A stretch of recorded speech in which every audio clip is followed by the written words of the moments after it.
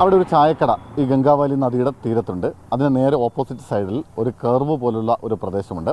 ആ പ്രദേശത്തേക്ക് lorry park ചെയ്തതിന് ശേഷം അവിടെ വിശ്രമിക്കുകയായിരുന്നു അർജുൻ എന്നാണ് അവസാനത്തെ ഒരു സാക്ഷികളുടെയൊക്കെ ഒരു മൊഴി, അല്ലെങ്കിൽ അവരൊക്കെ ദൃക്സാക്ഷികളൊക്കെ പറഞ്ഞിരുന്നത്. ഒരു പക്ഷേ ഈ കർവിൻ്റെ ഭാഗത്ത് ഇപ്പോഴും കുറേ മണ്ണ് കിടപ്പുണ്ട്. അത് ഒരു 7-8 അടി ഉയരത്തിൽ മണ്ണിപ്പോഴും അവിടെ ബാക്കി നിൽക്കുന്നുണ്ട്. ആ മണ്ണ് കൂടി മാറ്റിയാൽ ഒരുപക്ഷെ അതിനുള്ളിൽ ലോറി ഉണ്ടാകാമെന്ന സംശയമാണ് ബന്ധുക്കൾ പ്രകടിപ്പിക്കുന്നത്. അതിനൊപ്പം അതിൻ്റെ തൊട്ട് താഴെ പുഴയോട് ചേർന്ന പ്രദേശമുണ്ട്, അവിടെയും മണ്ണ് കിടക്കുന്നുണ്ട്. അവിടുത്തെ മണ്ണ് കൂടി മാറ്റി നോക്കണം എന്നൊരാവശ്യവും അവർ പറയുന്നുണ്ട്.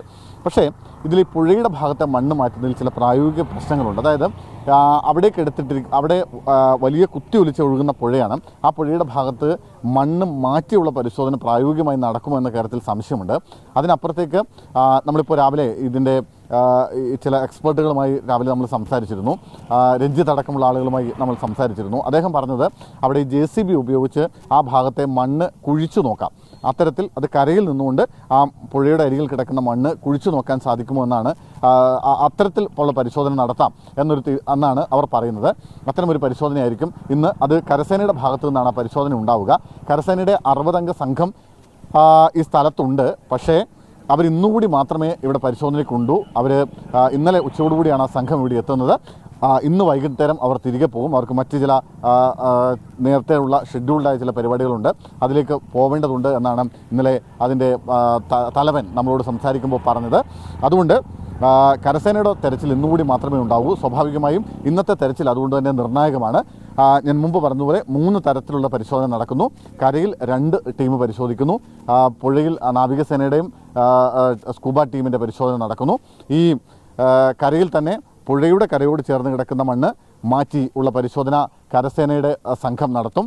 ഒപ്പം ഈ റോഡിലോട്ട് ഇടിഞ്ഞു കിടക്കുന്ന മണ്ണിൻ്റെ ആ ഭാഗത്തെ പരിശോധന ഈ മറ്റേ ദേശീയ ദുരന്ത നിവാരണ സംഘം, അതിനൊപ്പം സംസ്ഥാന ദുരന്ത നിവാരണ സംഘവും അതുപോലെ NGOs അടക്കമുള്ള ആളുകളും അത്തരമൊരു പരിശോധന നടത്തും. അങ്ങനെ വിശദമായി ഒരു 3 സംഘങ്ങളായി തിരിഞ്ഞുകൊണ്ടുള്ള ഒരു പരിശോധനയാണ് ഇന്ന് പ്രധാനമായും നടക്കുക. പക്ഷേ ഇതിലൊരു വിഷയമെന്ന് പറയുന്നത്, ഇന്നലെ കർണാടക റവന്യൂ വകുപ്പ് മന്ത്രി പറഞ്ഞ കാര്യങ്ങൾ നമ്മുടെ മനസ്സിലുണ്ട്. അദ്ദേഹം പറയുന്നത് ഈ ലോറി കരയിലെ മണ്ണിനടിയിൽ ഇല്ല എന്ന് അദ്ദേഹം ഉറപ്പിച്ച് പറയുന്നു. ഇന്നലെ മുഖ്യമന്ത്രി സിദ്ധരാമയ്യയുമായി നടത്തിയ കൂടിക്കാഴ്ചയ്ക്ക് ശേഷം ആ യോഗത്തിൽ ചില മുതിർന്ന ഉദ്യോഗസ്ഥരടക്കമുള്ള ആളുകളൊക്കെ പങ്കെടുത്തിരുന്നു. അവരുമൊക്കെയായി നടത്തിയ കൂടിയാലോചനകൾക്കും ഒക്കെ ചർച്ചകൾക്കും ഒക്കെ ശേഷമാണ് ഇന്നലെ കർണാടക റവന്യൂ മന്ത്രി അത്തരമൊരു അഭിപ്രായം പറയുന്നത്.